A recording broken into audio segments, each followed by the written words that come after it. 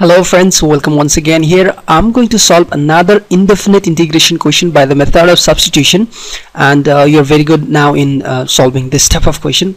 And let's take a look very seriously so that we can easily find out what thing we need to substitute as a new function. So integral is equals to indefinite integration of x over e to the power x squared dx. So my dear friend, first take a look what are the term containing indefinite variable. Independent variable means that term whose value do not depends on other, like x, here.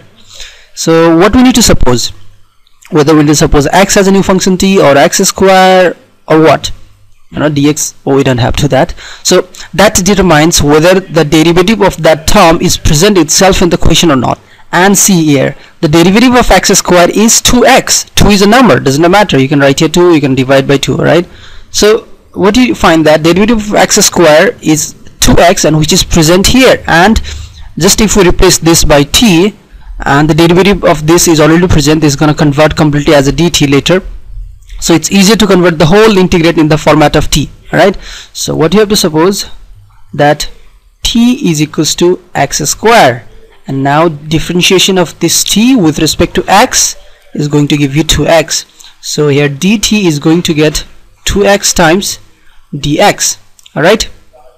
And therefore our question integral is going to get it's x dx. Let me first write all the question properly, and it's e to the power x square.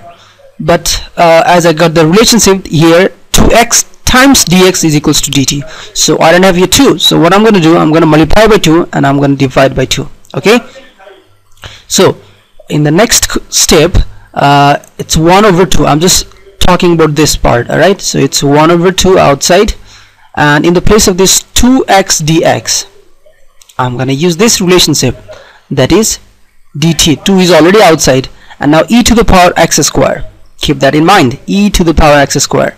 What is x square? That's t, so it's going to be simply e to the power t.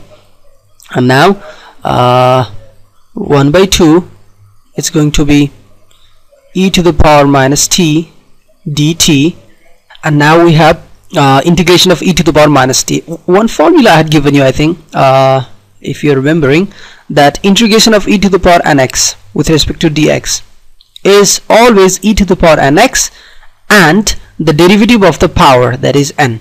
So same step, same formula, I'm going to use it here. It's 1 by 2 as it is, and derivative of e to the power minus t is again same, e to the power minus t, but divided by, yes, the derivative of this minus t with respect to t, that's minus 1, and then plus constant. That constant always comes there. Now let's write a little in a managed way. It's 1 by 2, alright, e to the power minus t. See here, it will be e to the power t, and its minus is outside, and when 1 by 2 will multiply this constant, you will get again constant by 2. That's actually a constant, so again I'm writing just c. And now let's put the original value of this t, that's minus half e to the power t, that is x square plus constant, and that is our integral, that is our solution.